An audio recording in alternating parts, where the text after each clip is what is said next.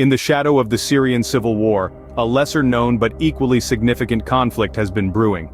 The Turkey-Rojava conflict, a complex web of political and military tensions, has been shaping the fate of northern Syria since 2011. The genesis of the conflict can be traced back to the year 2011, during the Syrian civil war.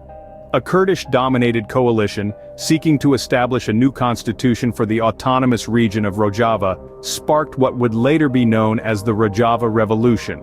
Fast forward to 2016, the establishment of the Autonomous Administration of North and East Syria, or AANS, marked a significant milestone in the ongoing conflict.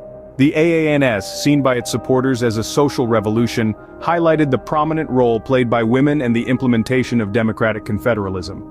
Turkey, however, has been less than enthusiastic about these developments on its southern border. In fact, Turkey has conducted no less than 3 incursions into northern Syria, pushing out both ISIL and Kurdish forces. The Turkish government claims that Kurdish forces pose a threat to its citizens by firing rockets and mortars into Turkish towns. This has led to a series of complex relationships and alliances, with both the US and Russian forces playing significant roles in the region. Turkey's most recent strategy involves a planned military operation against Kurdish forces in northern Syria. However, the presence of US and Russian forces in the area complicates its ambitions. Tensions have been further heightened as Turkey accuses Russia of not disarming Kurdish fighters as agreed upon. The future of the conflict is shrouded in uncertainty. Any Turkish action in the region is likely to draw a reaction from Russia, the US, or both.